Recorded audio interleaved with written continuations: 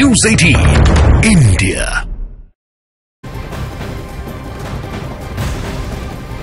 और पहाड़ी इलाकों के बाद अब आपको लिए चलते हैं बंगाल के संदेश खाली पर बवाल थमता नजर नहीं आ रहा है। एक तरफ महिलाओं का शाहजहां शेख के खिलाफ हल्ला बोल है, तो वहीं दूसरी तरफ बीजेपी नेता शुवेंदु अधिकारी संदेश खाली के लिए रवाना हो चुके हैं। शुवेंदु अधिकारी कोलकाता की साइंस सिटी से निकले और उत्तर 24 परगना के संदेश खाली जा रहे हैं। वहां पीड़ित परिवार के लोगों से मुलाकात करेंगे, महिलाओं से मुलाकात करेंगे।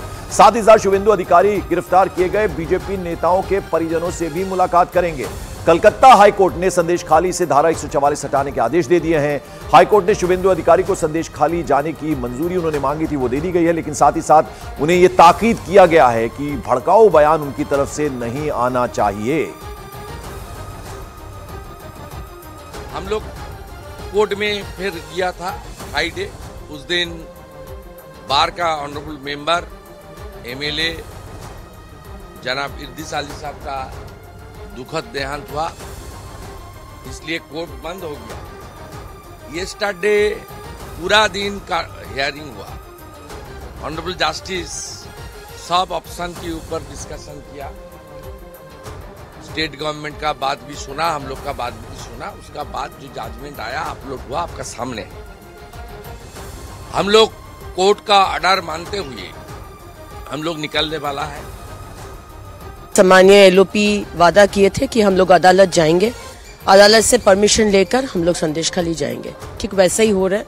अदालत से परमिशन मिला है और आज हम लोग 5 जन, हम हैं तापसी मंडल हमारे सम्मानीय विधायिका, और हमारे सुमिता सिन्हा दी वो भी सम्मानीय विधायिका, हमारे शंकर घोष दादा विधायक और हमारे सम्मानीय एलओपी शुवेंदु अधिकारी, हम लोग 5 जन करीब जा रहे हैं और अभी आधा घंटा में हम लोग निकल जाएंगे।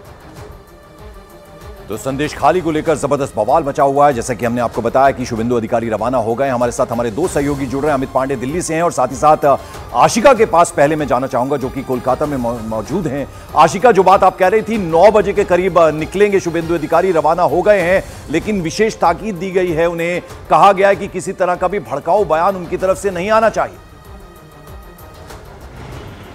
बिल्कुल शर्तें रखी गई हैं, लेकिन ये भी आपको बता दें कि बड़ी जीत है शुवेंदु अधिकारी की, क्योंकि राज्य सरकार की तरफ से या पुलिस की तरफ से 2 बार उनको रोक दिया गया था संदेश खाली जाने से।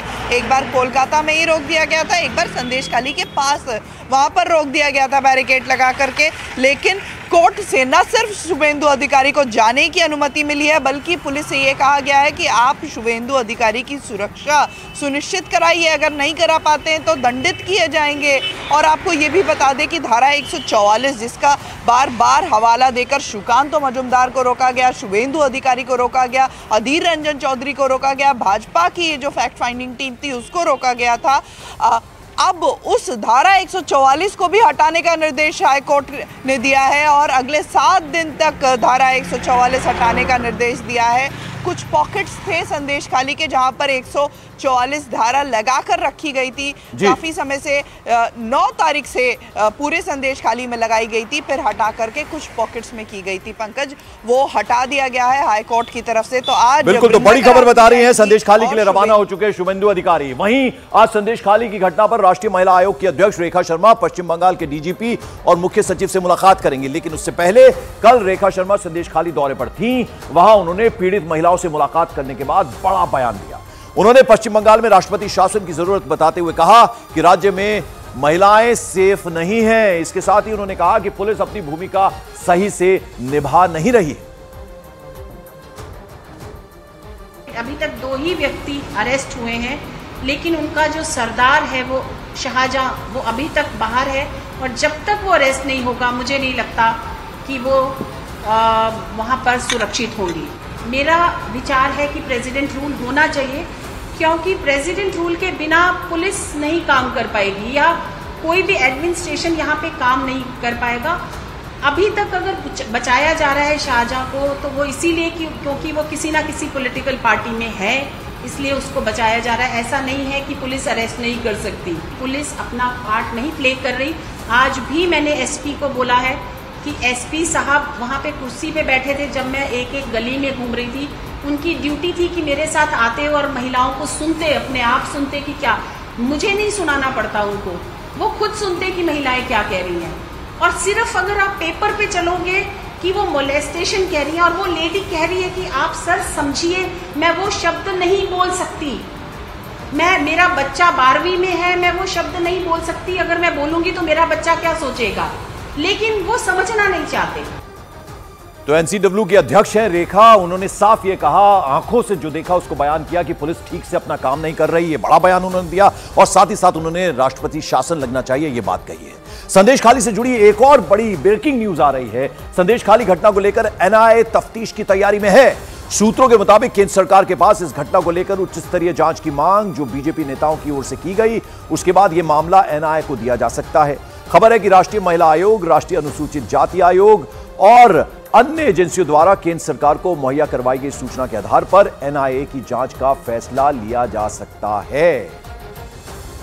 अमित पांडे हमारे साथ जुड़ रहे हैं इस खबर पर। अमित, एनआईए को जांच सौंपी जा सकती है, बड़ी खबर आ रही है।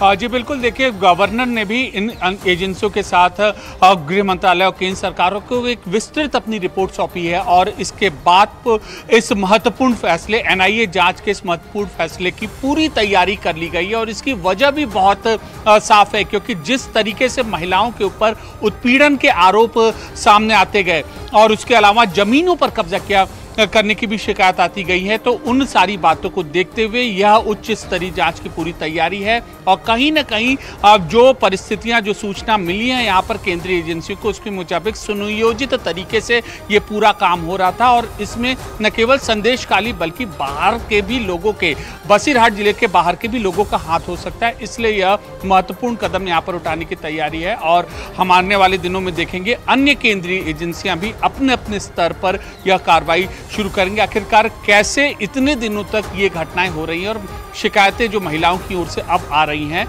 ये इतनी ज्यादा तादाद में आ रही हैं। बिल्कुल, तो नेशनल इन्वेस्टिगेशन एजेंसी है, उसको जांच सौंपी जा सकती है। इस वक्त एक और बड़ी खबर आपको बता दें, बीजेपी की तरफ से तृणमूल कांग्रेस पर एक और बड़ा आरोप लगा है। बीजेपी नेता अमित मालवीय और शुवेंदु अधिकारी ने सोशल मीडिया पर एक वीडियो साझा करते हुए यह आरोप लगाया कि टीएमसी पार्षद अनन्या बनर्जी ने ईसाई समुदाय के लोगों का अपमान किया है। दोनों ही नेताओं ने सीएम ममता बनर्जी से माफी मांगने और अनन्या बनर्जी को फौरन बर्खास्त करने की मांग की है।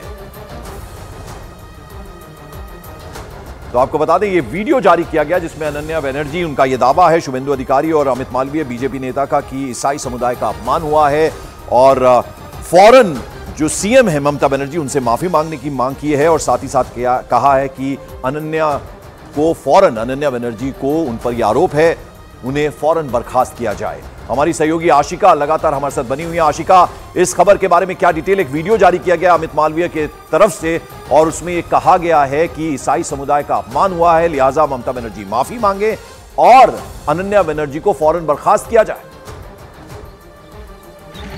देखिए, कोलकाता नगर निगम में पंकज बजट सेशन चल रहा था जिस पर कल चर्चा हो रही थी, जिस दौरान अनन्या बनर्जी, जो कि मजबूत एक टीएमसी की नेता हैं, काउंसिलर हैं, अरूप विश्वास मंत्री की बहुत ही करीबी बताई जाती हैं, वो इस पर बोल रही थी। और बोलते हुए अचानक उन्होंने क्रिश्चियन कम्युनिटी या क्रिश्चियनिटी को लेकर के कुछ बहुत ही आपत्तिजनक बात कर दी है, जिसे बड़ा मुद्दा बना रही है बीजेपी की तरफ से उन्हें घेरा जा रहा है इसे लेकर के। लेकिन अनन्या का अभी तक इस पर कोई जवाब नहीं आया है। पंकज, बिल्कुल, तो एक तरफ संदेश खाली का मामला लगातार गर्माता जा रहा है। शुवेंदु अधिकारी रवाना हो गए संदेश खाली के लिए, वहां वो पीड़ित परिवार से मुलाकात करेंगे। दूसरी तरफ अनन्या बनर्जी को लेकर मुद्दा बनाया है बीजेपी ने और कहीं ना कहीं सीधे सीधे मांग की है कि अनन्या बनर्जी फौरन बर्खास्त करे ममता बनर्जी को।